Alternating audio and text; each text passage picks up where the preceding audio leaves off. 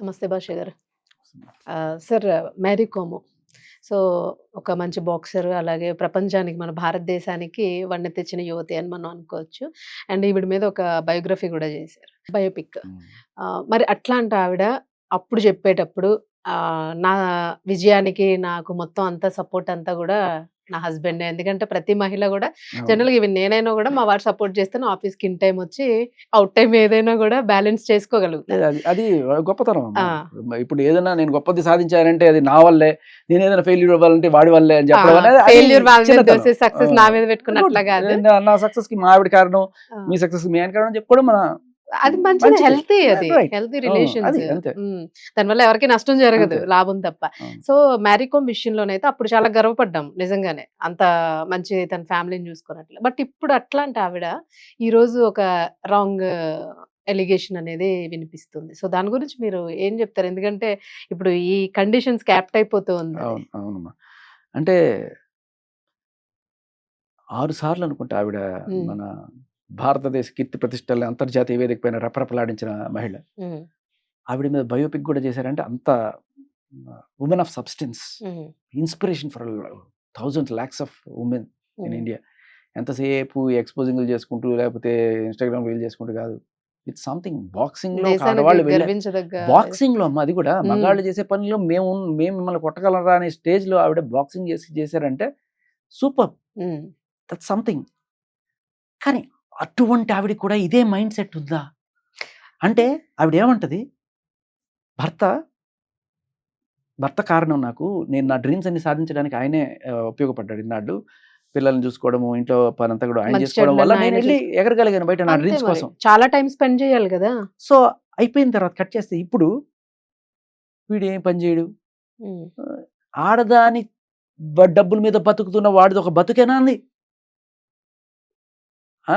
పెళ్ళాం డబ్బుల మీద బతికే మగాడు ఒక మగాడా అని చెప్పి ఆవిడంది. హ్మ్. నిజానికి నన్ను ఇలాగే పెంచారు. మనల్ని అందరిని ఇలాగే మగాళ్ళందరిని ఇలాగే పెంచుతారమ్మ. హ్మ్. నేను చెప్తున్నా కదా! ప్రతి ఇంట్లో మగాడిని ఇలాగే పెంచుతారు. నువ్వు పోషించడానికే పుట్టావు. బాధ్యతగా ఉండాలి. నువ్వు ఉద్యోగం పురుష లక్షణం. ఒరేయ్! చెల్లెలుందనుకోండి, దానికి చదువు రాకపోయినా, ఏం రాకపోయినా దానికి పెళ్లి చేస్తాంరా. నీ బతుకేంటి? గాడిదలు కాసుకుంటావా? చిన్నప్పటి నుంచి అమ్మ వందల సార్లు వినుంటారు మా ఇంట్లో మాట. మాకు ఇంటర్నల్‌గా ఒక మగాడికి ఎలా కండిషన్ అయిపోయి ఉంటదంటే, అవును. మనమే పోషించాలి. మనమే సంపాదించాలి హ్మ్. అని చెప్పి.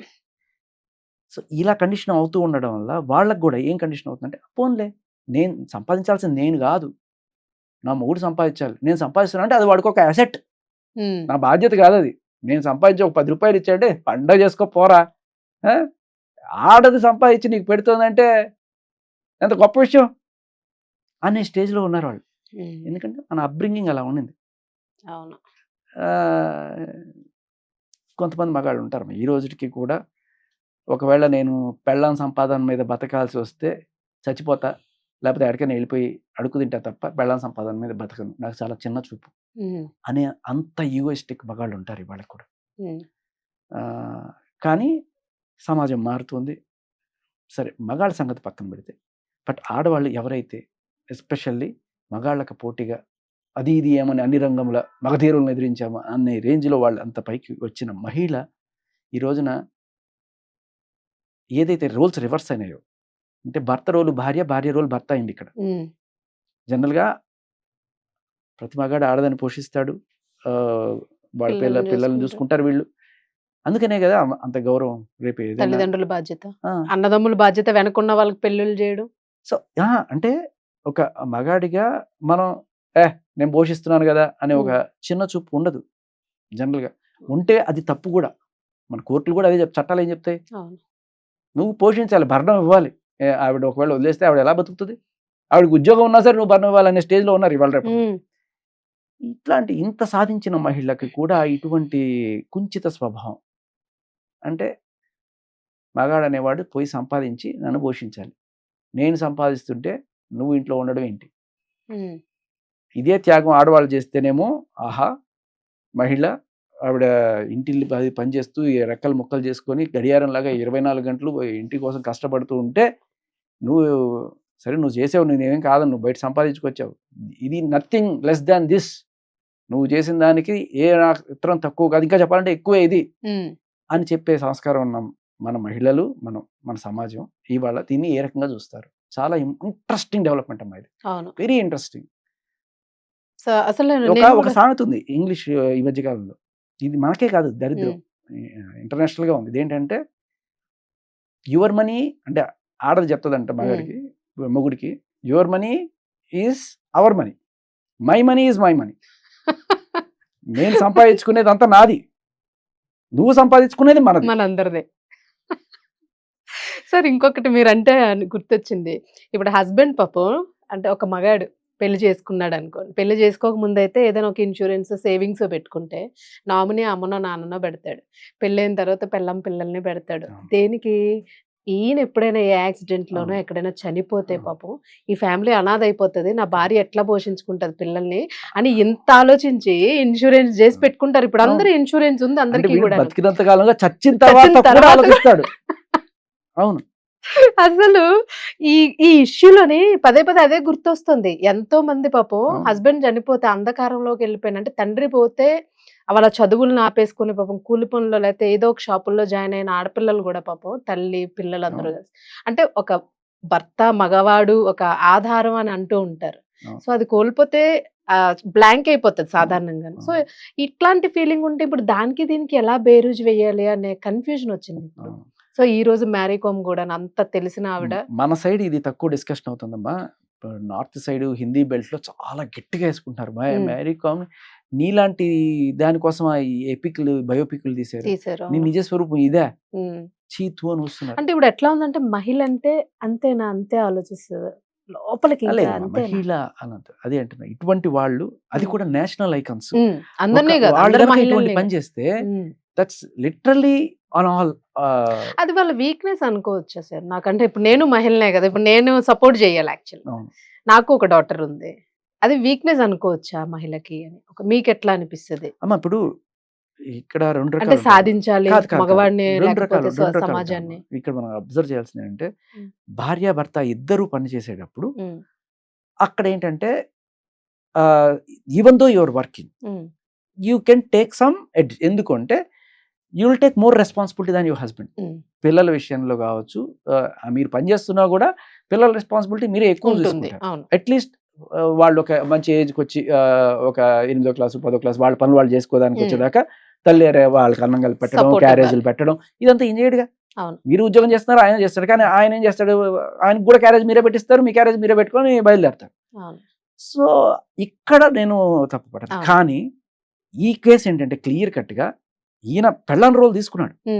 లిటరల్లీ పిల్లల్ని చూసుకున్నది ఈయన, వాళ్ళని ఆడించింది ఈయన, వాళ్ళకి అన్నం పెట్టింది ఈయన, ఇంట్లో బట్టలు ఉతికింది ఈయన, గిన్నెలు దోయింది ఈయన. లిటరల్లీ మన కన్వెన్షనల్ రూల్లో ఈయన పెళ్ళం, ఈవిడ మొగుడు. అవును.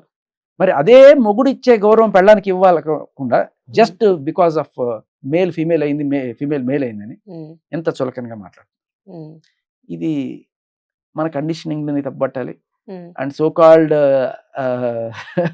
ఎలా ఉంటుందంటే అమ్మా, అడ్వాంటేజెస్కి వచ్చేటప్పటికీ నేను మహిళని, డిసడ్వాంటేజెస్కి వచ్చేటప్పటికీ నువ్వు పురుషుడు కదా నువ్వు చేయాలి. ఇది తప్పు, అవకాశవాదం కాదు. ఎటువైపు తిరిగిన కాయిన్ మాదే. అవకాశవాదం అనేది సూడో ఫెమినిజం. నిజమైన ఫెమినిజం ఈక్వాలిటీ గురించి మాట్లాడాలి. అవును, ఈక్వాలిటీ గురించి మాట్లాడాలి సార్. ఇప్పుడు ఏదైనా ఈక్వాలిటీ అనేది అది ఈక్వాలిటీ. ఇలాంటివి జరిగితే భార్యాభర్తలు విడిపోవడం కాదు, విడిపోకుండా ఉండడానికి వాళ్ళిద్దరూ ఎట్లా బ్యాలెన్స్ చేసుకోవాలి ఆడ మగ అనేది ఏముండదమ్మా. ఇలాంటివి చేస్తూ ఉంటే కొంతవరకు, అంటే భర్త అంటే భరించేవాడు అని ఎవడు చెప్పాడు, కానీ భరిస్తూనే ఉంటాడు చాలా వరకు. బట్ ఏదో ఒక పాయింట్ లో ఇలాంటివి చేస్తుంటే వెక్స్ వచ్చేసి ఏ కాశీ రామేశ్వరం పారిపోతాడు వాడు. చాలా మంది ఉన్నారు అట్లా. సన్యాసం ఊరికైనా తీసుకోరు సన్యాసం. ఇటువంటి పనులు చేస్తేనే అవుతాం. ఇప్పుడు యువత అంటున్నారు, అంటే యూత్ చాలా మంది కుర్రగారు కూడా పెళ్లి చేసుకోవాలంటే భయం వేస్తుంది అంటున్నారు. ఎందుకు భయం అంటే వాళ్ళ ఆన్సర్ ఉండట్లే వాళ్ళ దగ్గర. ఆన్సర్ ఏం చెప్తా, పెళ్లి చేసుకోవాలంటే భయం అంటే పెళ్ళా మేడం, వద్దు మేడం, అసలు ఆ మాట ఎత్తకండి. అసలు పెళ్లి సంఖ్య ఇలా బతికేసినా పర్లేదు, కానీ అసలు పెళ్లి చేసుకుని ఆ టైంకి వాళ్ళు ఎలా రియాక్ట్ అవుతారు ఏంటన్న భయం పుట్టేస్తుంది ఈ వార్తలు ఇవన్నీ చూస్తూ ఉంటే. వార్తల కన్నా చట్టాలు ఎక్కువ భయపెడుతున్నాయి. సో ఈ చట్టాలు మారితే తప్ప మగాడి నిజంగా దేశంలో సెక్యూరిటీ లేదు. అది పచ్చి వాస్తవం. ఇండియన్ సాయిల్ మీద ఇండియన్ లా ప్రకారం నువ్వు పెళ్లి చేసుకునే మగాడికి ఏ రకమైన ఉపయోగం లేదు. పెళ్ళాం మంచిదైతే నీ అదృష్టం, నీ కర్మ కాలేందంటే నీ జీవితం సర్వనాశనం. ఇది అబ్సల్యూట్ ట్రూత్. ఏ రకమైన సెక్యూరిటీ లేదు మగాడికి ఇక్కడ. కేవలం లాటరీ, బంపర్ లాటరీ. నీకు మంచి పిల్ల వస్తే నీ అదృష్టం. కర్మ కాలేందంటే నీ జీవితం కాలు రాసేసిపోతారు. సో ఏంటి సార్ మీరు లాస్ట్ ఫైనల్గా మీ ఒపీనియన్ అంటే నెక్స్ట్ అంటే ఎలాంటి, ఇప్పుడు మీరు అన్నారు పురుష కమిషన్ అనేది ఒకటి మాకు కూడా కావాలి అని, సో అట్లాంటి రెవల్యూషన్ మాకు అసలు మాకు కాదమ్మా, మనకి మీకు మనకి మీకు మనకి కావాలమ్మా. మీ కొడుకున్నాడా? లేడు. మీ ఆయన ఉన్నాడు కదా, మా మీ ఆయన మీ నాన్న ఆయనే ఉన్నాడు కదా. కొడుకు, మా నాన్నే కొడుకు. మీరు మేము ఒకటిగా వేరు కాదమ్మా. అదే అవును, చెప్తాను. అవును. ఎప్పుడైతే మీకు మీకు అని అంటారా, అది Yes, నాకు yes. ఏదో చాలా తేడా కనిపిస్తుంది. సారీ సారీ అది wrong this question. Is not about men or women, this is about equality. ఇప్పుడు ఫెమినిస్టులు అందరూ కూడా ఈక్వాలిటీ కోరుకుంటున్నారు కదా. మహిళలకు ఒక కమిషన్, పురుషులకు ఒక కమిషన్ కాదు, ఒక కమిషన్ అనేది ఉంటే అనుకుందాం. కానీ ఇక్కడ ఒక చిన్న ఇది ఉంది, మహిళల కోసం కమిషన్ సపరేట్ గా ఉండాలి, పురుషుల కోసం కమిషన్ సపరేట్ గా ఉండాలి. ఎందుకు చెప్తున్నానంటే మహిళల ప్రాబ్లమ్స్ వేరు, పురుషుల ప్రాబ్లమ్స్ వేరు. మహిళల ప్రాబ్లమ్స్ పురుషులు, పురుషుల ప్రాబ్లమ్స్ చట్టం. చట్టాన్ని అడ్డం పెట్టుకొని మహిళలు వీళ్ళని ఆటాడుకుంటున్నారు. తప్పుడు కేసులు ఇవన్నీ కూడా. అండ్ ఈ కేసులు చట్టంలో ఇరుక్కుపోయి వీళ్ళు బ్లాక్మెయిల్ చేయబడుతున్నారు, పోలీస్ కంప్లైంట్ ఇస్తా అని చెప్పి వీళ్ళు బెదిరించి నానా రకాలుగా ఈ హనీ ట్రాప్లు అని జరుగుతుంది. వీళ్ళకి వీళ్ళ గోడు వినడానికి ఒక కమిషన్ కావాలి. దాంట్లో నేను ఖచ్చితంగా మీలా లేకపోతే చక్కగా మగవాళ్ళని అర్థం చేసుకుని వాళ్ళ కష్టాలను అర్థం చేసుకుని లేడీ ఆఫీసర్సే ఉండాలని కోరుకుంటున్నాను. మొత్తం లేడీ ఆఫీసర్సే ఉండాలి పురుషుల కమిషన్లో. మేబీ ఒక సంజయ్ రెడ్డి గారు లాంటి వాళ్ళు వీళ్ళందరూ ఉండాలి దాంట్లో. అప్పుడు ఏమవుతుందంటే వాళ్ళు చాలా క్లియర్ కట్గా అర్థం చేసుకుంటారు.